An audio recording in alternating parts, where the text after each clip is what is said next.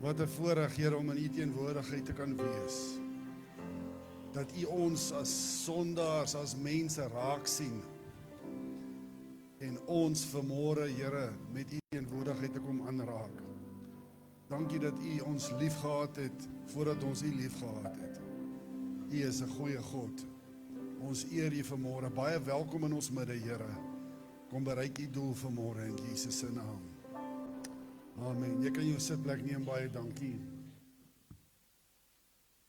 Ek kan al klaar voel dat die Here is hier vanoggend. God het 'n plan met elkeen van ons. Ek is so bly dat jy hier is. Baie, baie welkom by Nuwe Begin Gemeente en mag jy vanmôre aanraking van die Here ervaar. Ek wil graag, hierdie is my tema van vanoggend, wanneer God jou hare skeer, maar ek wil eers gou vir jou 'n video speel wat nogal my hart geraak het, net so 2 minute. So kyk gou na die video en dan gaan ons aan. Baie dankie.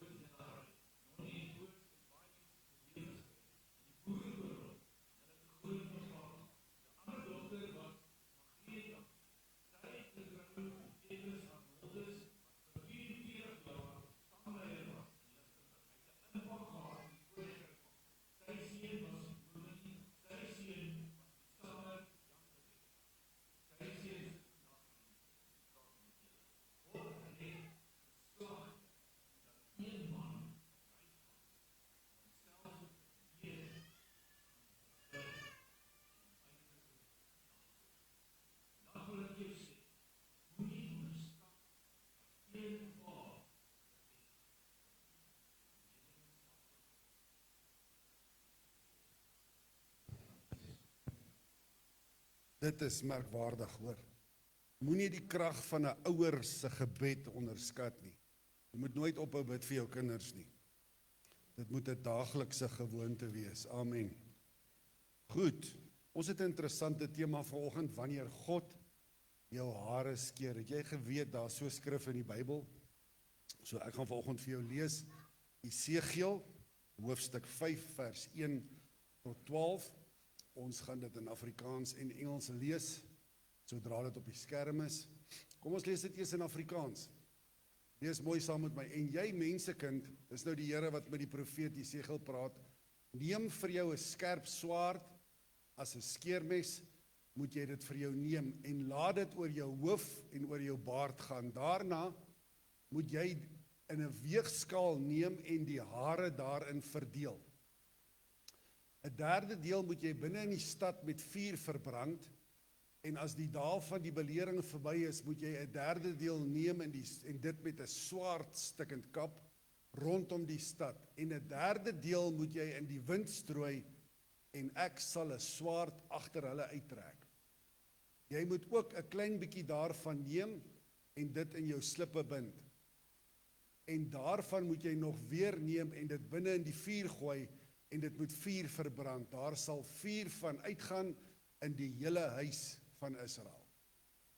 So sê die Here, dit is Jerusalem. Ek het dit onder die nasies gestel en lande is daar rondom heen. Kom ons lees in Engels. And thou, son of man, take thee a sharp knife, take thee a barber's razor, and cause it to pass upon thine head and upon thine beard. Then take the balances to weigh, and divide the hair. Thou shalt burn with fire a third part in the midst of the city, when the days of the siege are fulfilled, and thou shalt take a third part and smite about it with a knife, and a third part thou shalt scatter in the wind, and I will draw out a sword after them. Thou shalt also take thereof a few in number, and bind them in thy skirts. Then take of them again, and cast them into the midst of the fire, and burn them in the fire, and thereof shall a fire come forth into all the house of David. Thus saith God, this is Jerusalem, I have set it in the midst of the nations and countries that are round about her. Sover die woord van die Here. Daar is oomblikke in die Bybel wat God dramatiese goed met die mens doen, wat my laat bang word partykeer. Veral in die Ou Testament. En die Here gee aan die profeet 'n baie vreemde opdrag. Hy sê, neem 'n skerp swaard, laat dit oor jou hoof en oor jou baard gaan.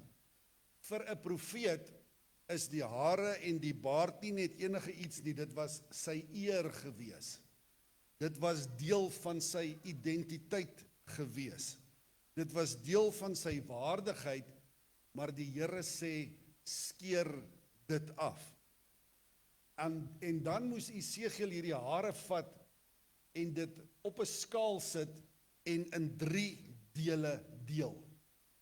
'n derde daarvan moet verbrand word. Die tweede derde moet met 'n swaard gekap word. En die derde deel moet gevat word en in die wind verstrooi word. Dit was 'n profetiese aksie en teken wat met Jerusalem sou gebeur het. God besluit dat daar 'n oordeel moet kom omdat hulle nie wil luister nie. Die eerste deel is baie interessant. God sê dat die eerste deel van hierdie hare verbrand moet word. Dit beteken 'n derde van die mense sou deur vuur en hongersnood getref word. Die stad wat geroep was om lig te bring, die goue stad Jerusalem, sou uiteindelik brand. Waarom? Die Bybel gee vir ons die rede, omdat hulle God geken het, maar hom verlaat het. As jy vandag vir Christene, en hulle sê Suid-Afrika is 80% Christene, moet vra of ken julle vir God, sal almal sê ons ken vir God. Maar as jy vir hulle vra, volg jy God se boek tot op die letter, dan gaan jy baie min ja's kry onder die mense. Sien, dis maklik om te sê ek is 'n Christen, dis maklik om te sê ek ken God, maar volg ons sy woord werklik waar? Wanneer laas het jy die 10 gebooie gelees? Het jy geweet dat die 10 gebooie is nog steeds van toepassing? Die Bybel sê dat Jerusalem en God se volk het godsdiens gehad, maar sonder die gehoorsaamheid. Hulle het tempels gehad, by mekaar kom plek, maar sonder heiligheid. Hulle het offers gebring, maar sonder 'n hart wat oorgegee is aan die Here. En God waarsku hulle oor en oor, maar hulle wil nie luister nie.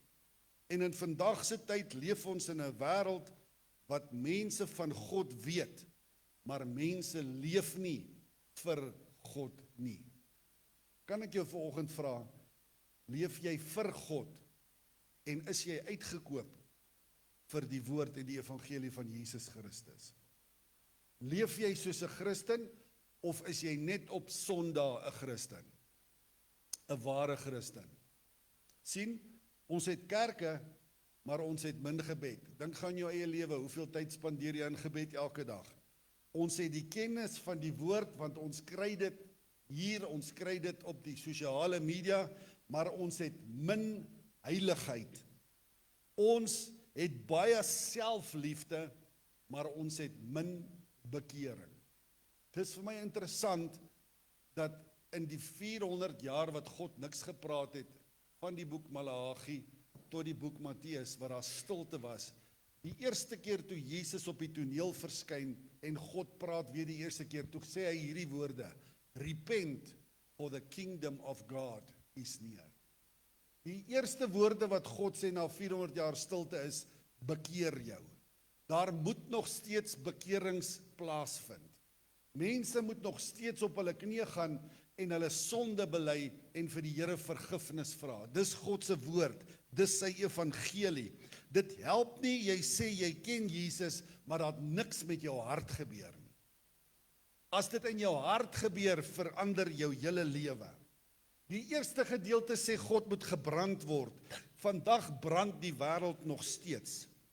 Gesinne brand uit. Jong mense verloor hoop. Huwelike val uit mekaar uit. Mense lewe met angs en met leegheid. En wanneer mense wegbeweeg van die Here af, dan begin dinge brand in hulle lewe. Die vuur van sonde vernietig altyd meer as wat 'n mens dink. Die eerste gedeelte van hierdie jare moet verbrand word. En dan sê hy die tweede gedeelte moet met die swaard geslaan word. Met ander woorde, die swaard is 'n teken van vernietiging. God is going to destroy. Die tweede deel moet met Esegiel se swaard gekap word. En vandag spreek hierdie wêreld van oordeel, van oorlog, van geweld.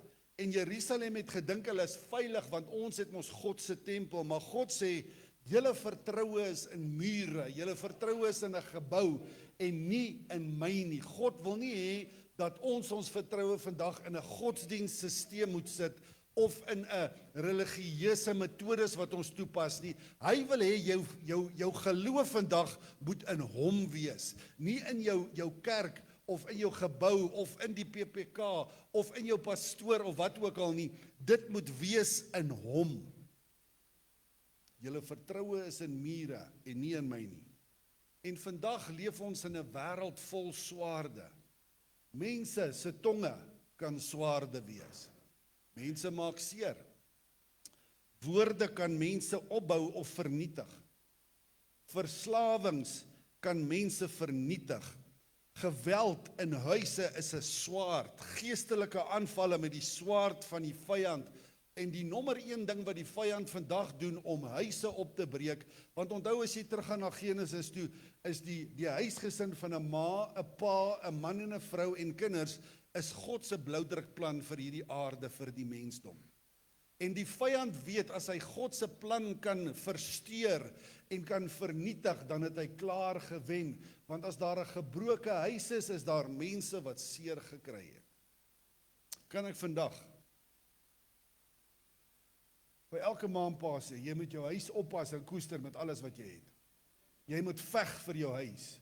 Jy moet bid vir jou huis. Verdeeldheid en haat is aan die orde van die dag. Ek sien op sosiale media hoe dat in ander lande en selfs in Suid-Afrika straatpredikers wat probeer om die evangelie te verkondig, wat 'n opdrag is wat ons eintlik elkeen moet doen, word gevloek en opgespoeg deur vandag se jong mense.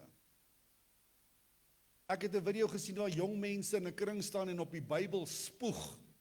Ek praat nie van Islam nie, ek praat van Christelike jong mense. Want hulle glo nie dat die woord van God meer dieselfde is nie. Daarom moet ons kinders leer. Jy moet in beheer wees van jou huis. Jy moet hulle van kleins af leer om God te respekteer, want die mens vrees nie meer vandag God nie. Elke keer as ek by 'n begrafnis staan, dan besef ek hoe broos is die mens. Ek besef dat die mens wat so groot in homself is, gaan skielik tot 'n val kom, want jy is nie so goed soos wat jy dink jy is nie. Enige oomblik kan jou laaste asem op hierdie aarde wees. So daar was hierdie jong man gewees wat in 'n diens soos hierdie gesit het en die pastoor het gepreek en daar sekere goed wat hy gepreek het, soos vanmôre, 'n boodskap waar God mense na hom toe roep. En na die diens gaan hy na die pastoor toe en sê, pastoor, ek het gehoor wat jy vanmôre gesê het. En al die goed wat jy gesê het, dit dra nie gewig by my nie. Jy sê dat ek moet my bekeer, jy noem die sonde, maar dit dra nie gewig by my nie. Hoekom pla dit my nie, ek stem nie saam met jou nie. En die pastoor sê vir hom, het jy tyd vanmiddag, ek wil hê jy moet saam met my ry. En hy sê, maar waartoe gaan ons? Hy sê, kom ry saam met my, ek het vanmiddag 'n familie wat ek moet sien, en hulle het 'n begrafnis wat hulle wil afhandel, wat ek vir hulle moet doen.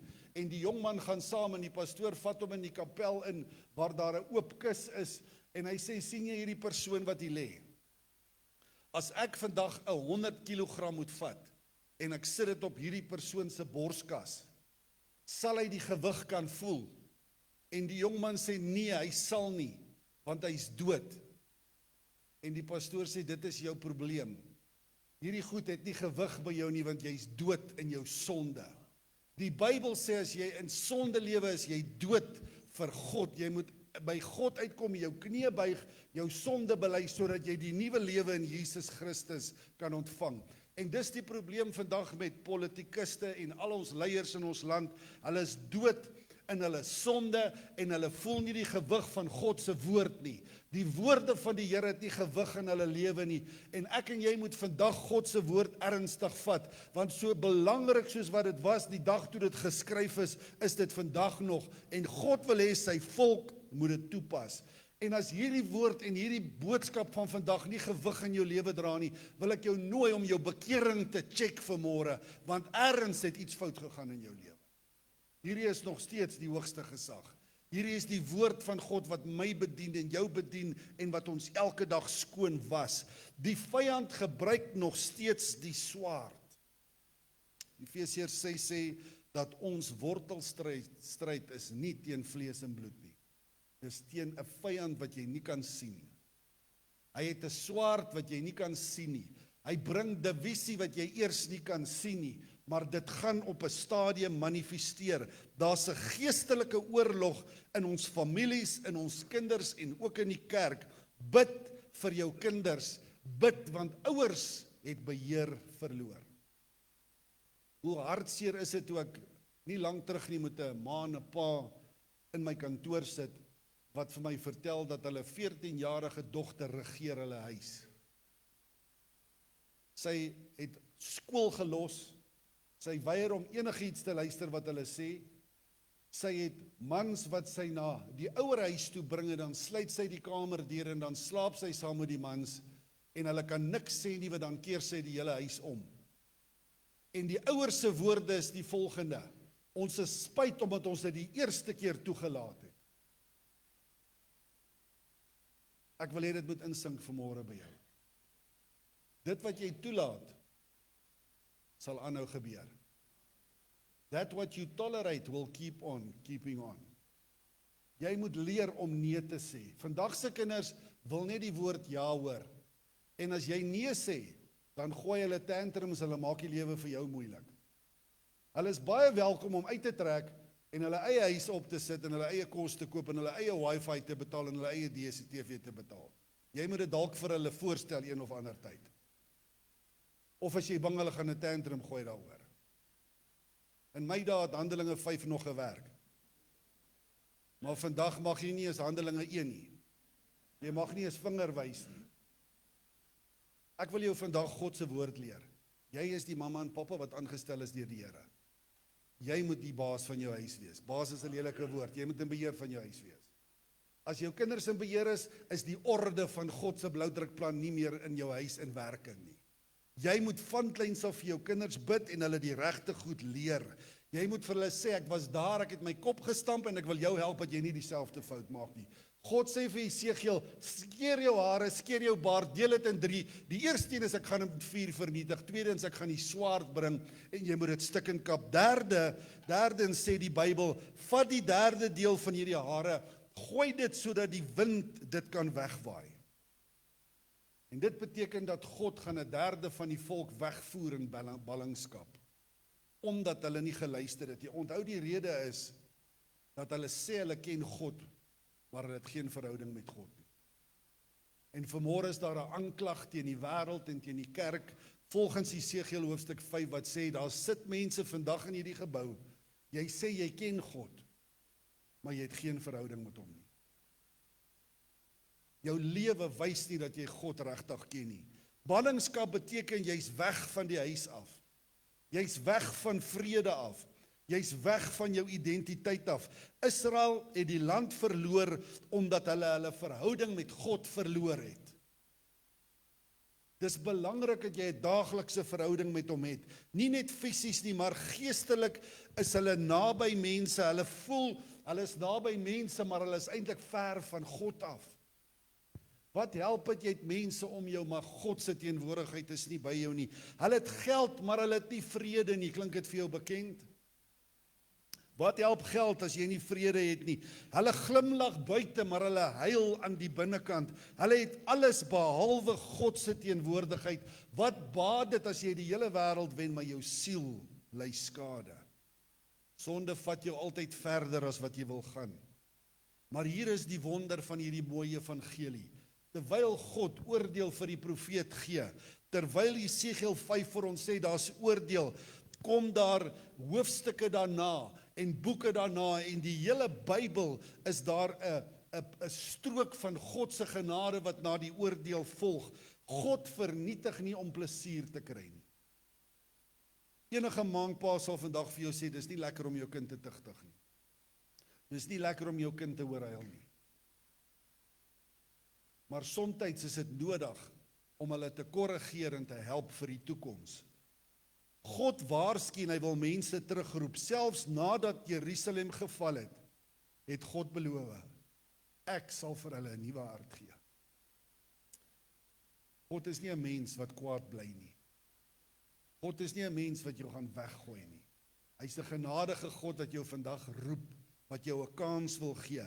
En daai belofte kom deur Jesus Christus. Aan die kruis het hy die oordeel gevat. Hy is geslaan, hy's verwerp. Hy het die vuuroordeel op hom geneem sodat ons vandag sy genade kan ontvang. So ek het gelees van hierdie plaasboer wat op sy plaas gesit het en daar het 'n groot brand nader gekom en op die radio het hulle die boere mekaar gewaarsku en gesê die brand is op pad. Daar het reeds dosyne huise afgebrand. Hulle moet solank voorbereidings maak en hulle self onttrek. En hierdie boer het dit vir sy familie mee gedeel, die boodskap, en hulle kon die vuur in die verte sien aankom, want vuur vernietig. En hy het sy familie uitgevat by die huis uit en hy het 'n snaakse ding gedoen. Hy het die gras om die huis gou-gou aan die brand gesteek, 'n klein gedeelte. En hulle het nie verstaan, hoekom brand hy die gras nie, ons hardloop dan weg vir die vuur. Maar toe hierdie strook wat hy uitgebrand het, het die vuur nader gekom en dit het gestop waar die gras reeds doodgebrand. 'n Boer sal weet waarvan ek vandag praat. Jy noem dit om voorbrand te maak, sodat die vuur nie by jou eiendom uitkom nie. En dis wat Jesus gedoen het. Jesus het die voorbrand vir ons gemaak. Hy het die vuur gevat in daai eerste gedeelte by die voorbrand, sodat die vuur nie by jou huis en by jou huisgesin uitkom nie. Daardie belofte kom deur hom alleen. Hy roep vandag, daai selfde Jesus roep vandag die kerk terug na heiligheid. Hy roep die kerk terug na waarheid. Hy roep die kerk terug na gebed, terug na die teenwoordigheid van die Here toe. Het jy geweet hoe meer jy jou besig hou met sonde, hoe minder ervaar jy God? Het jy geweet hoe minder heilig jy leef, hoe minder ervaar jy die teenwoordigheid van die Here? Vanoggend toe ons sing, toe ervaar ek God se teenwoordigheid en ek ag dit vanmôre kosbaar. Dis 'n baie unieke geskenk wat God ons gee, wat die wêreld nie van weet nie. Jy moet dit oppas met jou hele lewe. In 'n tyd wat ons vandag baie tegnologie het ons te min trane voor God. En ek is dankbaar vir elke persoon wat vanmôre ingeskakel het op ons Facebook, want van hulle kan nie hier wees nie, van is in die hospitaal, van hulle het omstandighede. Maar daar's ook van hulle wat sommer net te lui was om vanmôre op te staan. En ek wil vir jou sê, baie welkom vandag op ons Facebook, maar hoekom is jy nie hier nie? Dis waar God jou wil hê. Ons het vandag baie vermaak, maar min bekering. Ons het baie opinies, maar min waarheid. En God soek nie net mense wat kerk toe gaan nie, hy soek mense wat hom regtig dien. Mense wat hom ken in gees en in waarheid. En die ou mense het gepraat van 'n nat bekering, wanneer iemand na Jesus toe kom. Dis wanneer 'n persoon kom om verskoning vra oor sy sonde en die trane loop en die trane val op die vloer en op die mat, want dan weet jy, daai persoon bedoel wat ek vandag sê. Ons kan nie net 'n sondaarsgebed agter iemand aan sê en nou sê ons vir hulle welkom in die koninkryk van God nie. Dit moet uit die hart van die mens uitkom. Jy moet bedoel wat jy sê vandag. Daar's mense wat 'n sondaarsgebed gesê het wat vandag in die hel sit. Dit het hulle nie gehelp nie, want dit het nie uit hulle harte uitgekom nie. Jy moet opreg wees en jy moet God dien, because you are not going to live forever. If you think you are invincible, you have a surprise coming. Weet jy wat sê die Bybel? Die Bybel sê daar's 5 boeke in die hemel. Ek het nie tyd om oor die ander 4 te praat nie, maar daar's een spesifieke boek. Dis die boek van die lewe. En die dag as jy jou knie buig en tot bekering kom en Jesus Christus aanneem en jou rug op die wêreld draai, word jou naam geskryf in die boek van die lewe. En eendag wanneer jy sterf, meneer en mevrou, gaan jy voor God staan volgens die boek Openbaring en die boek gaan oopgemaak word en as jou naam nie daar binne is, dan kan jy nie die koninkryk van God ingaan nie. Kan ek jou vandag vra, is jou naam al in die boek van die lewe? Het jy jou bekeringsdag gehad? Want die vuur van die Here is op pad. Die swaard van die Here is op pad. Die wind van verstrooiing van die Here is op pad. Jerusalem het geval omdat hulle God se stem geïgnoreer het, soos God se stem vanoggend met ons praat. Maar ek dank God dat sy stem vandag nog met ons praat. Dit beteken God het my nie weggeskuif nie. God het my nie geïgnoreer nie. Die vraag vandag is, wat gaan jy doen met die stem van die Here? Pastoor, dis nie wat ek nou verwag het toe ek vanoggend kerk toe gekom het nie. Daar kom 'n tyd wat God jou vra om te check, hoe lyk jou verhouding met hom? Is jou naam geskryf in die boek van die lewe? Moenie wag vir die swaard voordat jy bid nie. Moenie wag vir die vuur voordat jy bid nie. Moenie wag vir die verstrooiing nie. Vandag is die aangename tyd. Die musikante kan vir ons vorentoe kom asseblief. Vandag, hoor wat sê Jesaja 1 vers 18, nou is die aangename tyd. Moenie so ver wegdryf dat jy in geestelike ballingskap gaan lewe nie. En Jesus staan vandag. Ek sien sy toonbeeld soos wat hy op die kruis was. Met oop arms en hy sê, kom na my toe. Elke een wat vermoeid en belas is. Elkeen van ons wat sukkel met sonde. Ek weet jy sukkel met sonde. Almal doen. Ek weet jy sukkel party dae om deur die dag te kom. Ek weet daar's goed wat jou gegryp het en jy weet nie om daarvan ontslae te raak nie. Jy probeer jou bes, jy praat met ander, maar dit voel vir jou, jy veg hierdie stryd alleen. Jy's dalk stikkend, dalk voel jy verbrand, verstrooi of verlore, maar God is nog steeds dieselfde God, wat die droë bene kan vat en nuwe lewe kan gee. God herstel nog, God vergewe nog, God roep nog. Ek het jare terug gelees van 'n jong dogter wat 18 jaar oud geword het. Sy het haar leerlinglisensie gekry en toe sy 18 word, toe gaan sy vir haar lisensie. Haar pa het haar geleer om kar te ry. En een wintersoggend, terwyl dit reën, het sy in die kar geklim en ergens heen gegaan.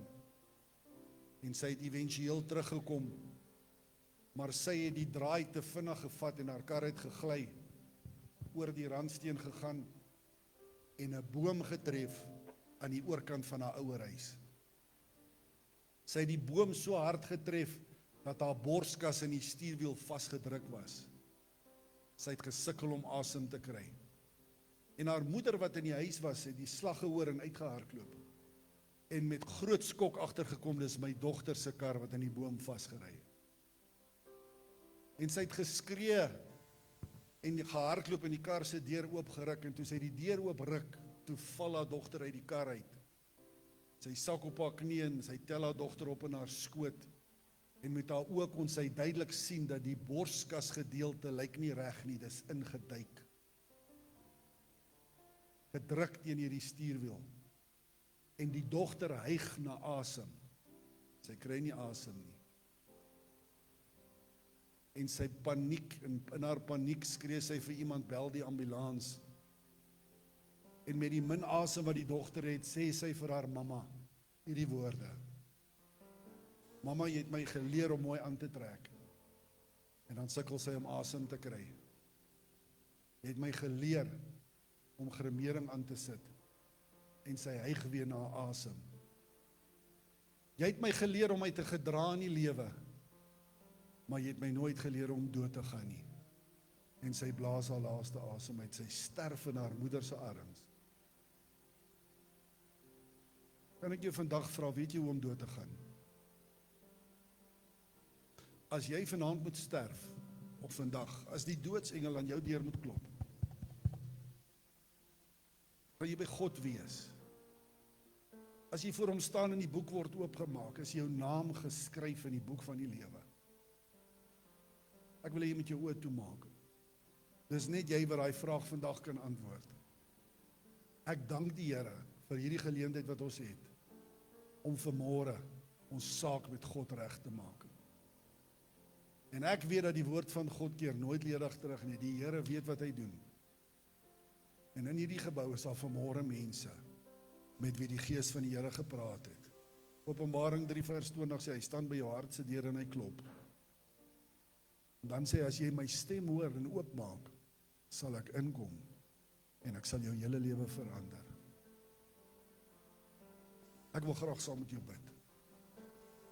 Terwyl ek die Here so tasbaar ervaar in hierdie plek. Ek wil jou vra, staan gou in jou stoel op as jy vanmôre wil hê ek moet saam met jou bid. Daar's mense wat staan. Daar's eerlike mense. Hierdie is nie 'n skande nie, hierdie is 'n voorreg en 'n geleentheid wat die Here vir ons gee. Om vanmôre te sê, Here, ek wil seker maak. Here, ek het U so nodig. Ek het nodig dat U inkom en my lewe kom verander. Ek weet nie wat kan doen nie. Ek sukkel om te lewe. Ek sukkel om alles aan mekaar te hou. Dit voel vir my ek verloor beheer. My lewe is in flarde. Hierdie is nie vir almal nie, hierdie is vir die. En jy gaan weet of dit vir jou is. Wil jy nie 'n paar tree uitstap en nie voorkom staan nie? Ek wil graag saam met jou bid.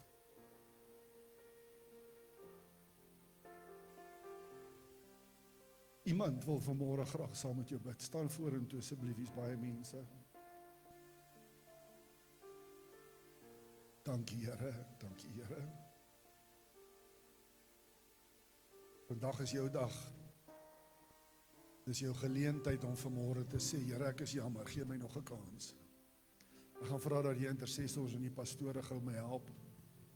Jy wat hier voor staan, maak jou oë toe. Hierdie is jou oomblik. Ek wil hê jy moet vanmôre met die Here praat soos nog nooit in jou lewe nie.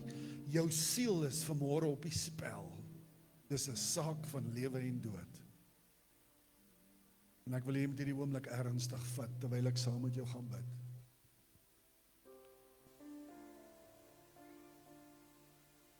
Namaste.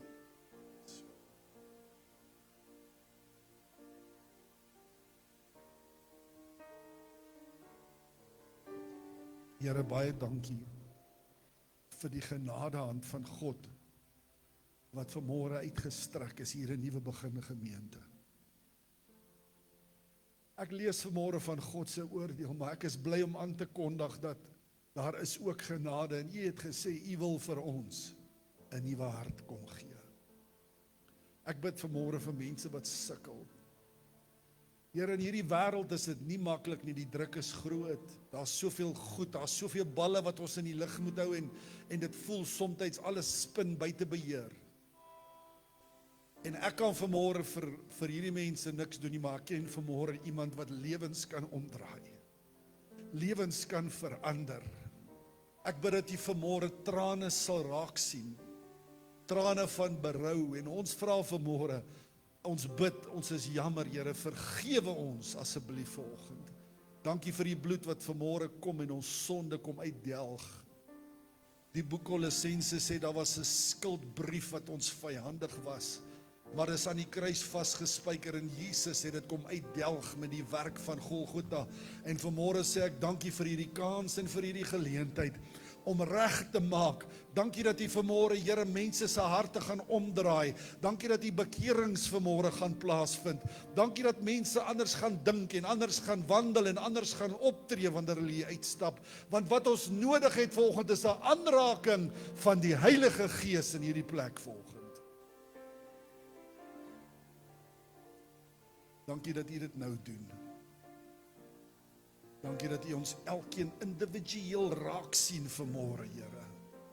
En dat daar vanoggend groot verandering gaan plaasvind. Dankie vir die omgee en die liefde in ons lewe. En dankie, Here, dat U ons so liefhet dat daar nou name geskryf word in die boek van die lewe. Help ons wanneer ons swak is, Here. Laat U wil in ons lewe geskied. Ek bid dat die Gees nooit van ons sal weggaan nie. En dat ons die teenwoordigheid van die Here altyd sal ervaar oral waar ons gaan. In Jesus se naam. Amen. Amen. Jy kan jou sitplek neem as jy wil.